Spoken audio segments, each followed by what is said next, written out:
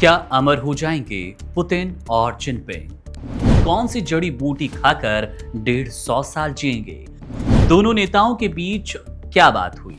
चीन के victory day parade के दौरान एक अनोखा और दुर्लभ नजारा सामने आया, जिस वक्त रशिया के राष्ट्रपति व्लादिमीर पुतिन, चीन के राष्ट्रपति शी जिनपिंग और उत्तर कोरिया के तानाशाह किम जोंग उन आपस में बातचीत कर रहे थे। इस बातचीत को कैमरे के पीछे लगे माइक्रोफोन ने कैद कर लिया और ये खुलासा हुआ कि पुतिन और जिनपिंग अमरता यानी कि अमर होने की संभावना पर गंभीरता से चर्चा कर रहे थे। पुतिन के अनुवादक यानी कि ट्रांसलेटर ये कहते हुए सुने गए कि बायोटेक्नोलॉजी तेजी से बढ़ रही है और अब मानव अंगों का प्रत्यारोपण आसान तरीके से हो रहा है, जिससे इंसान लंबे समय तक जीवित रह सकता है, यहाँ तक कि अमर भी हो सकता है। पुतिन और शी जिनपिंग की इस बातचीत को सुनकर किम जोंग उन मुस्कुराते नजर आए, जो ये दर्शाता है कि ये चर्चा महज मजाक नहीं थी, बल्कि इसके पीछे थी गहरी वैज्ञानिक और राजनीतिक सोच। शी जिनपिंग ने मंदारिन में कहा कि कुछ वैज्ञानिक मानते हैं कि इस सदी में इंसान 150 साल तक जीवित रह सकते हैं और आजकल तो 70 साल की उम्र में भी लोग बच्चे माने जाते हैं।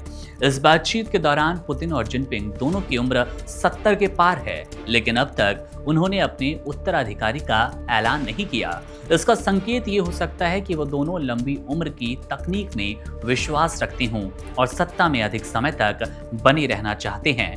अमरता पाने की इनकी योजना में बायोटेक्नोलॉजी, आर्टिफिशियल इंटेलिजेंस, अंग प्रत्यारोपण और जड़ी बूटियों का संभावित मिश्रण शामिल हो सकता है। चीनी पारंपरिक चिकित्सा प्रणाली में सदियों से जीवन विस्तार की दवाएं और जड़ी बूटियां उपयोग में लाई जाती रही है, जैसे कि लिंगझी, गोजी बेरी, हुशोवू और गिंगसेंग, जो कि मस्तिष्क, हृदय और यकृत की कार्यक्षमता को बढ़ाने और उम्र बढ़ाने के लिए सहायक मानी जाती है।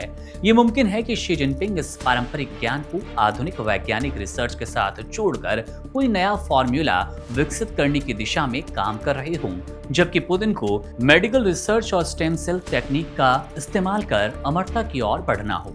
दोनों राष्ट्रीय अध्यक्षों का फोकस सिर्फ सत्ता विस्तार नहीं, बल्कि जैविक अस्तित्व को लंबा करने पर है।